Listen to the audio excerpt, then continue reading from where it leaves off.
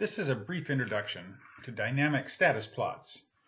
We're going to use the U.S. West Coast example as it comes up on the website as the first option, but you can do this visualization for any of the regions. First, let's understand the basic structure of the plot. The x-axis down here is a measure of the stock size, the stock biomass in any year divided by the biomass that would produce maximum sustained yield. The y-axis is a measure of fishing pressure, the current exploitation rate divided by the exploitation rate that would produce maximum sustainable yield. If we wanted to maximize long-term yield, we'd want to see the points cluster around 1, 1, roughly right here. On this graph, each point is an individual stock for the year shown at the bottom. I'm going to move the time slider forward to 1990 when we have most of the U.S. West Coast stocks represented. That gets us to 1990.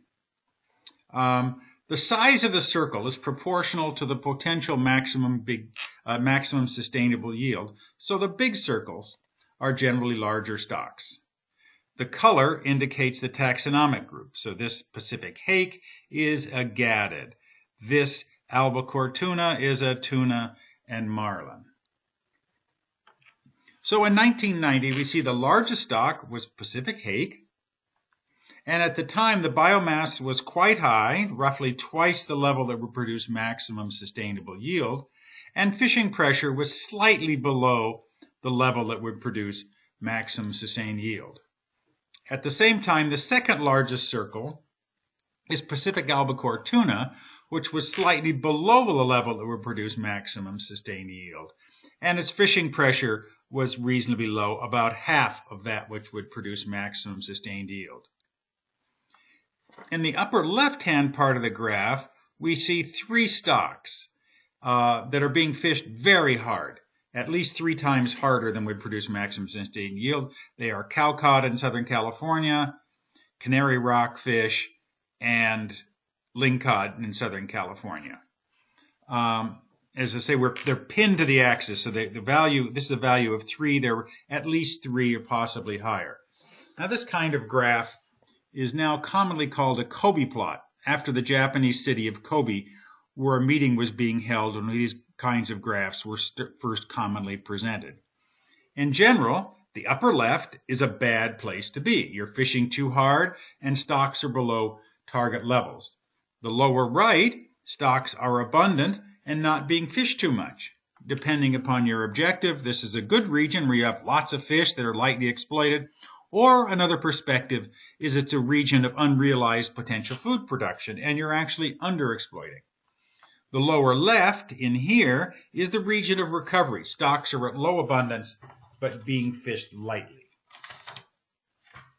Now we can run this history of the region by sliding time back to the beginning, starting in 1950, and letting it run automatically.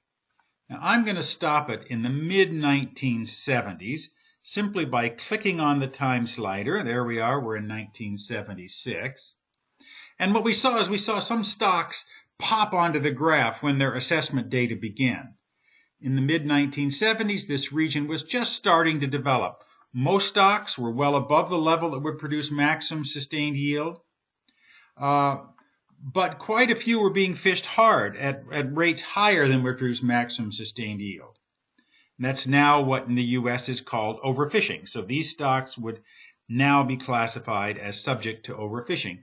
Now I'm going to slide forward to 1990, where we were before. And by this point, we've seen fishing pressure. Let's go back to 1990 exactly. We see fishing pressure is pretty high on quite a few stocks. We still have some underexploited stocks, but we've got a lot of excess fishing pressure. I'm now going to move forward through the 1990s, where a lot of interesting things happened. And I'll probably stop it and then go back.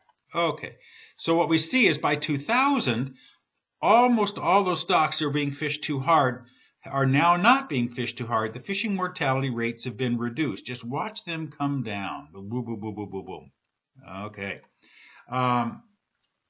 Exploitation rates are being reduced, and we see a lot of stocks that were pinned to the high exploitation rates dropping down, so that by 2000, very few stocks are above 1.0 on the y-axis.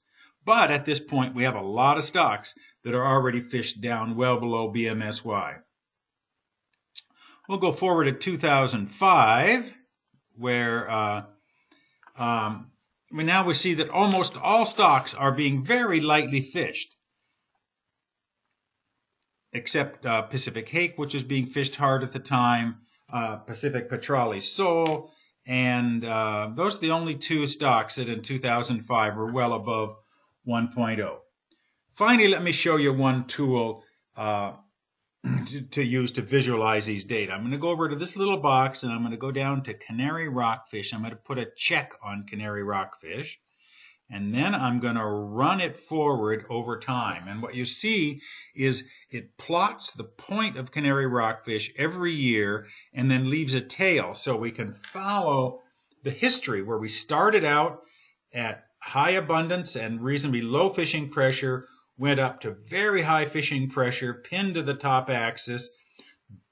Abundance declined under that fishing pressure, and then fishing pressure was reduced dramatically, so it's hardly caught at all. And then once fishing pressure was down below 1, the stock started to rebuild. There's quite a few more features of these dynamic status plots, but those are going to have to be a subject for a later video, and I'm going to stop right now.